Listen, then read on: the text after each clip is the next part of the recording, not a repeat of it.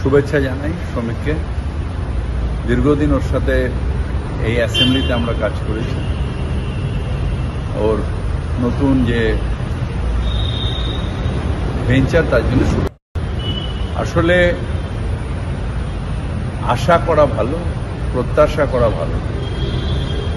ওর নিজেও জানে শ্রমিক যে তৃণমূলকে সরানো অসম্ভব।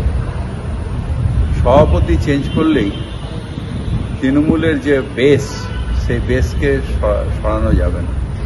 সুতরাং বিজেপি নিজেদের সংগঠনের মধ্যে থাকুক, আনন্দ করুক, সভাপতি হোক, খাওয়া দাওয়া হোক, কিন্তু তৃণমূলকে সরানোর প্রত্যাশা কখনোই সম্ভব হবে না। তার কারণ তৃণমূলের নেত্রীর নাম মমতা বন্দ্যোপাধ্যায়, যার উপর বাংলার সমস্ত মানুষের আস্থা আছে।